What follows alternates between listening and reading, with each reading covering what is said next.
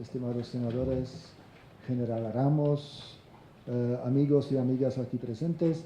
Antes que nada quiero agradecer la apertura de ustedes para reunirse con nosotros y escucharnos para dialogar sobre nuestras preocupaciones. Aunque se trata de otro asunto, permítanme por favor empezar mencionando que nuestra oficina y el Congreso, particularmente el Senado, tuvieron en 2017 un año muy productivo, que resultó en la adopción de 2 leyes con un potencial transformativo: las leyes generales de tortura y de desaparición de personas, mismas que hemos saludado públicamente.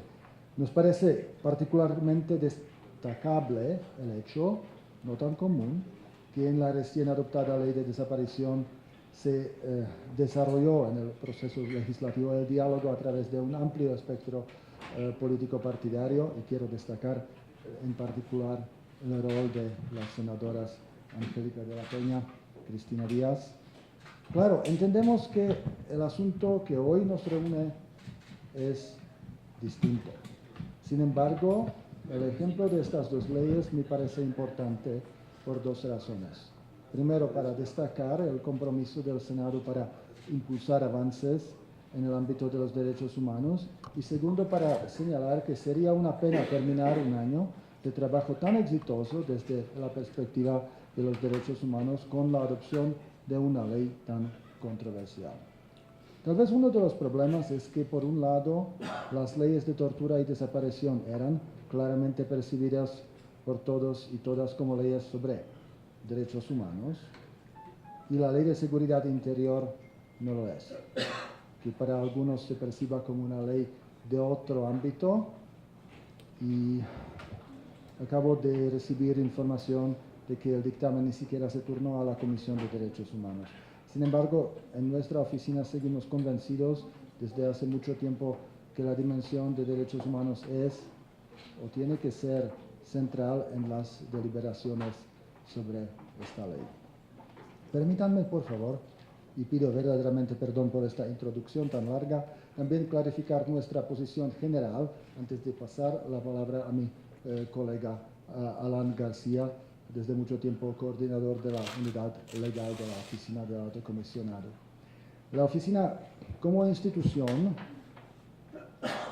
en las palabras de 3 altos comisionados, de Luis Arbour en 2007, Navi Pillay después, hoy por hoy el actual alto comisionado Zeid Ra'ad al-Hussein, ha sostenido, desde que se adoptó la decisión del gobierno mexicano de enviar las Fuerzas Armadas en la batalla contra el crimen organizado, que esta decisión es y ha sido equivocada.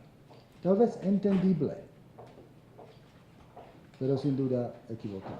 Que es una tarea que no corresponde a las Fuerzas Armadas, no están capacitadas para este rol, y la lógica militar no debería aplicarse en el combate contra la delincuencia.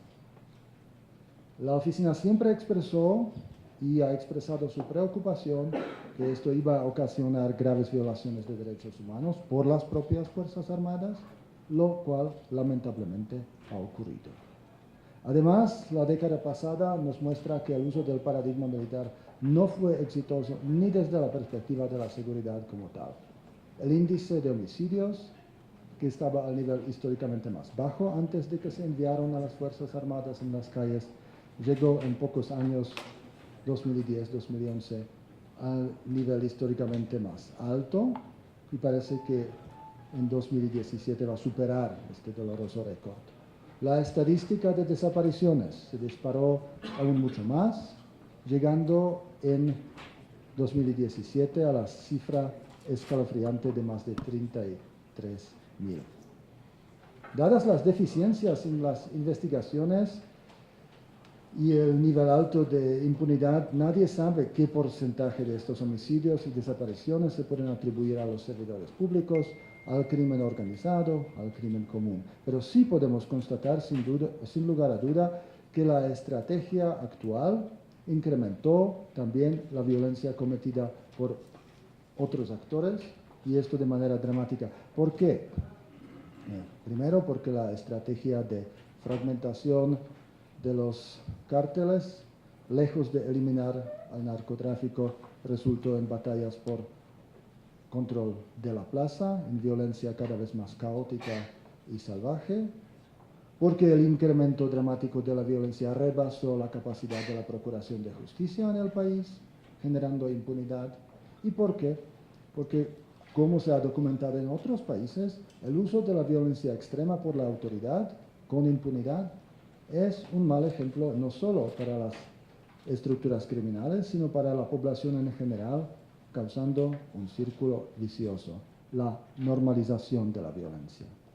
Mantenemos nuestra firme convicción que la decisión del gobierno anterior de enviar a las Fuerzas Armadas a desarrollar estas tareas y la decisión del gobierno actual de mantenerlas en estas funciones es una de las principales causas directas e indirectas de la actual crisis de derechos humanos en México.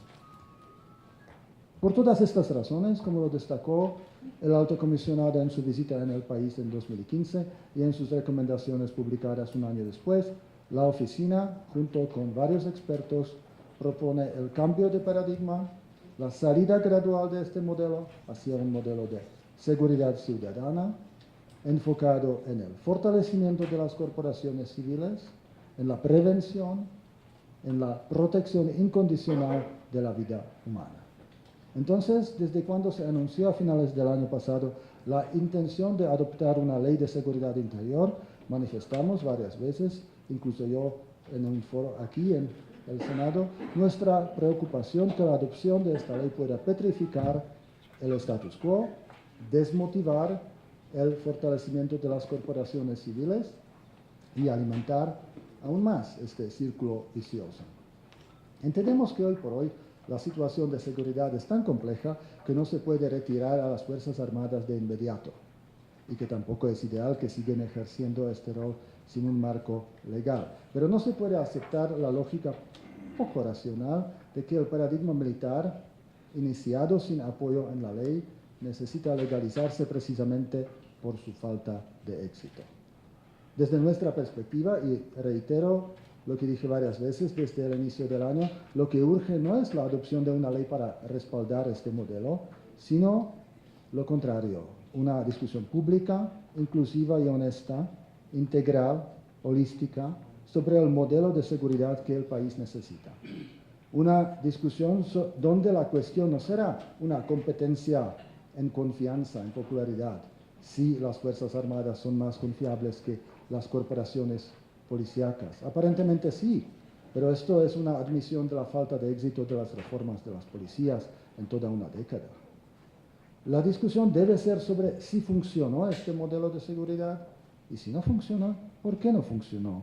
Y cómo se puede salir de él, alcanzar las alternativas reales.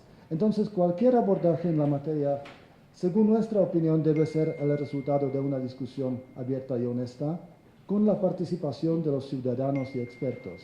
Y, sin presumir este resultado, nuestra posición es que si se insiste, a pesar de toda la evidencia, en emitir una ley para mantener el rol de las Fuerzas Armadas en tareas de seguridad, debería ser, primero, estrictamente subsidiario este rol.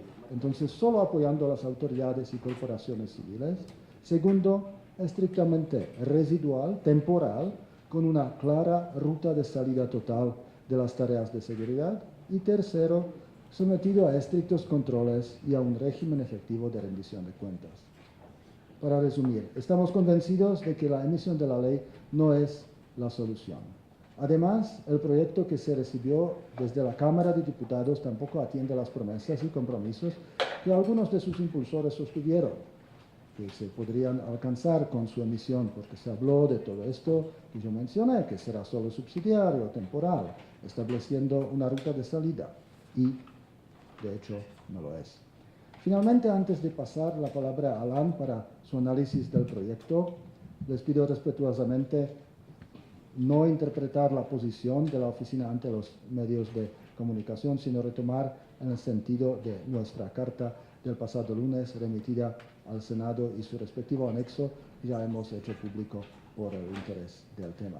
Tal y como lo hemos venido haciendo, la oficina mantendrá informada de manera directa a la opinión pública sobre nuestras posiciones. Muchas gracias por la posibilidad de hablar con ustedes y muchas gracias por su atención.